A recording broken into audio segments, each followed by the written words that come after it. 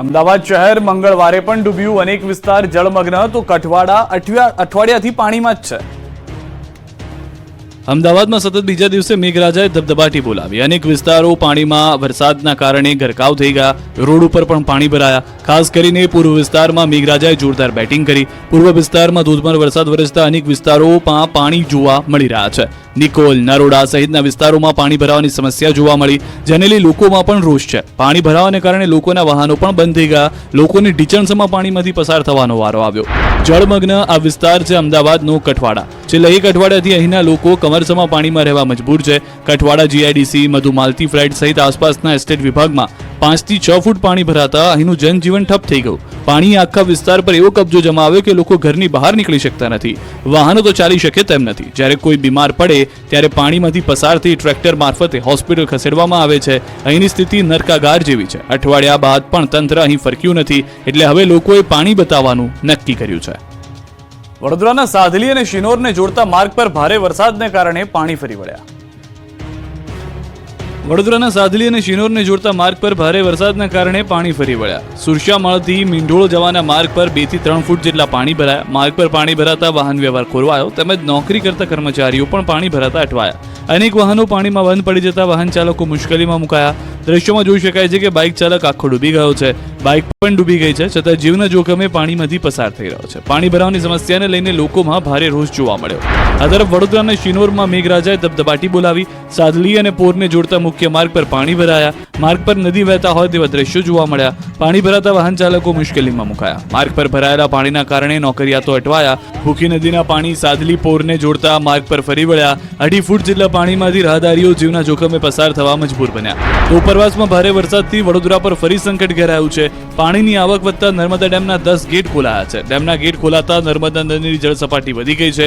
વડોદરા જિલ્લાના નર્મદા કાંઠાના 25 ગામોને સાવધ કરાયા. ડભોઈની ચાંદોદ, કરનાળી, નંદેરિયા, શિનોર, દિવેર, માલસર સહિતના ગામો એલર્ટ પર. રાજકોટમાં ફરી વરસાદે કરી જમાવટ. વહેલી સવારથી વરસાદનો પ્રારંભ થતા રસ્તા પર પાણી ફરી વળ્યા. રાજકોટ શહેરમાં 4 દિવસના વિરામ બાદ ફરી વરસાદે જમાવટ કરી. વહેલી સવારથી વરસાદ પડવાનો શરૂ થયો હતો. આખો દિવસ વરસાદી માહોલ રહ્યો. સવારે નાના મોટા ઝાપટા વરસ્યા બાદ 9 વાગ્યાથી ધીમે ધારે વરસાદ શરૂ થતા જ વાતાવરણમાં ઠંડક ફરી ગઈ. તો 4 દિવસના વિરામને કારણે કોરા થયેલા રસ્તાઓ પર વરસાદી પાણી ફરી વળતા રસ્તાઓ પર પાણીની નદીઓ વહેતી જોવા મળી. મવડી સહિતના વિસ્તારમાં જળબંબાકારની સ્થિતિનું નિર્માણ થયું. દિવસે અંધારું થવાને કારણે વાહન ચાલકોને ભારે હાલાકીનો સામનો કરવો પડ્યો. બીજી તરફ શહેરના વોર્ડ નંબર 13માં તોતિંગ વૃક્ષ તૂટી પડ્યું હતું. ઝાડ તૂટી પડતા નીચે આવેલી રિક્ષાને થયું મોટું નુકસાન. ઝાડ હટાવવા માટે મનપાની ટીમ કામે લાગી. મધ્ય ગુજરાતમાં મેઘમહેરથી ફરી ડેમો છલકાઈ ગયા. પંચમહાલ પંથકમાં ભારે વરસાદ બાદ પંચમહાલના ડેમમાં પાણીની આવક થઈ. કરાડ, પાનમ અને હડફ ડેમમાં પાણીની આવકમાં ધરખમ વધારો થયો. ડેમનું રૂલ સપાટી જાળવવા નદીમાં છોડાઈ રહ્યું છે પાણી. પાનમ ડેમના 6 દરવાજા 6 ફૂટ સુધી ખોલી 50,500 ક્યુસેક પાણી છોડાયું. ડેમમાંથી પાણી છોડાતા નદી કાંઠાના અને નીચાણવાળા વિસ્તારોને એલર્ટ અપાયું. આ તરફ મહીસાગરના પાનમ ડેમમાંથી પાનમ નદીમાં પાણી છોડવામાં આવ્યું. પાનમ ડેમમાંથી અંદાજિત 99,000 ક્યુસેક પાણી પાનમ નદીમાં છોડાયું. નદીમાં પાણી છોડાતા પાનમ નદી ગાંડીતુર થઈ ગઈ. પાનમ ડેમમાં ભારે પાણીની આવકને લઈ નદીમાં પાણી છોડવામાં આવ્યું. પાનમ નદીમાં પાણી જોડાતા નદી કાંઠાના ગામોને તકેદારી રાખવા સૂચિત કરાયા. કડાણા ડેમમાં પાણીની જાહો જલાલી જોવા મળી. ઉપરવાસમાં ભારે વરસાદથી કડાણા ડેમમાં પાણીની પુષ્કળ આવક થઈ. ડેમના 5 ગેટ ખોલી પાણી છોડવામાં આવ્યું. નદી કાંઠાના લોકોને તકેદારી રાખવા તંત્રે અપીલ કરી છે. કડાણા ડેમ 94% ભરાતા હાઈ એલર્ટ પર મૂકવામાં આવ્યો છે. ભારે વરસાદથી ગોધરાના ગામડાઓમાં તારાજી પુલ પાણીમાં ગરકાવ. પંચમહાલ ગોધરામાં પણ વરસાદે ભૂક્કા બોલાવ્યા. અનરાધાર વરસાદથી ગોધરા પંથકમાં આફતનું જાણે પૂર આવ્યું. ભારે વરસાદ બાદ ગામની નદીઓ ગાંડીતુર બની. વરસાદી પાણીએ ગોધરાના અંતરિયાળ વિસ્તારમાં રીતસરની તારાજી સર્જી. ગોધરાના ભમૈયા પૂર્વ ગામથી મહેરબ સરસવાને જોડતા આંતરિક માર્ગ પર પાણી ફરી વળતા રોડ બંધ થયો. સુડવેલ નદીના કોઝવે ઉપર નદીના ધસમસતા પાણી ફરી વળ્યા હતા, જેથી વિદ્યાર્થીઓ, ખેડૂતો સહિત અટવાયા હતા. વહેલી સવારે ખેડૂતો ઘાસચારો લેવા માટે ખેતરના પેલે પાર ગયા અને પરત ફરતી વેળાએ કોઝવે પર નદીના પાણી આવી જતા ખેડૂતો પાણી ઓસરવાની રાહ જોઈ કિનારે બેસી રહ્યા. સ્થાનિકો દર ચોમાસામાં આ કોઝવેને લઈ પડતી અગવડતા દૂર કરવા માટે ઊંચો પુલ બનાવવાની માંગણી કરી રહ્યા છે. અરવલ્લીના ડેમો પણ થયા ઓવરફ્લો. નદીઓ ગાંડીતુર જોવા મળી રહી છે.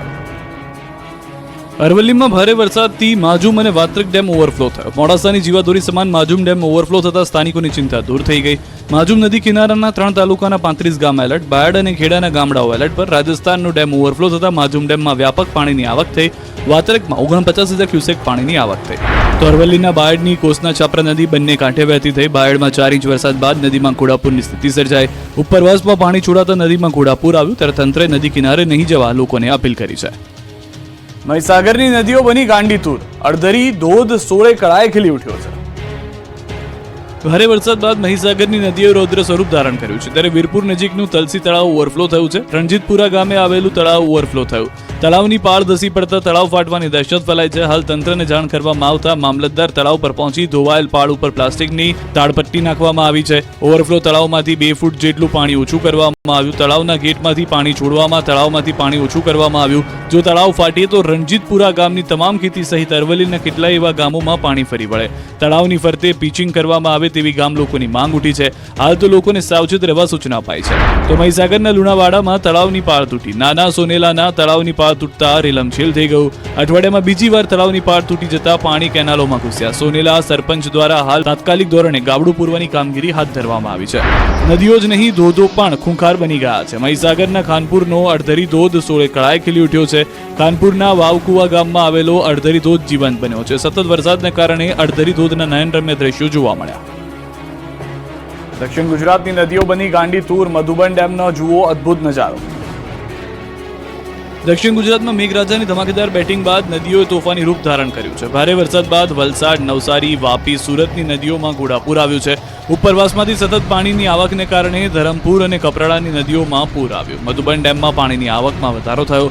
અત્યારે ડેમમાં 41,500 ક્યુસેક પાણીની આવક થઈ રહી છે. ડેમના 8 દરવાજા 1 મીટર ખોલાયા છે.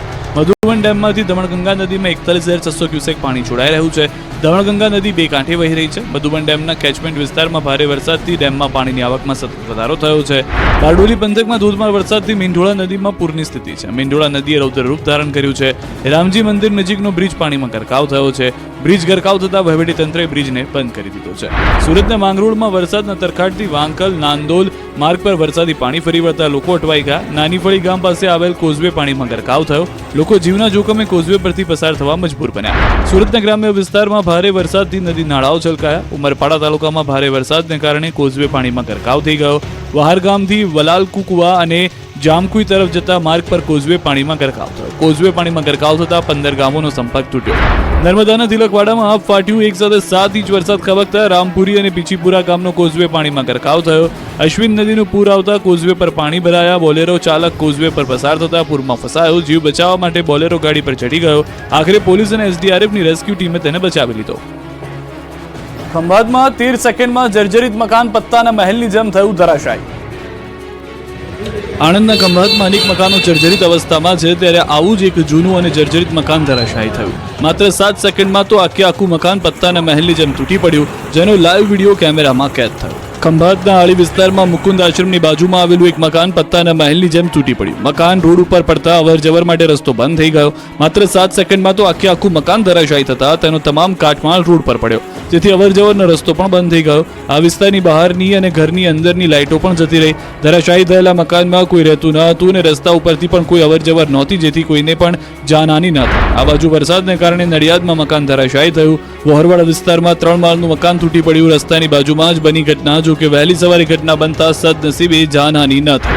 નડિયાદમાં ખંભાત જેવા દ્રશ્યો પણ જોવા મળ્યા. પંચમહાલના વેજલપુરથી અહીં 3 મકાનની દિવાલ પડી. કાલોલ તાલુકાના વેજલપુર ગામે દિવાલ ધરાશાયી થતા દોડધામ મચી.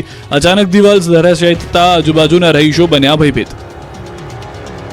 ભાજપનું સદસ્યતા અભિયાન 2024 શરૂ. સીએમ ભૂપેન્દ્ર પટેલને પ્રાથમિક સભ્ય બનાવવામાં આવ્યા. જન્મ દિવસે પીએમ મોદી વતનમાં આવશે.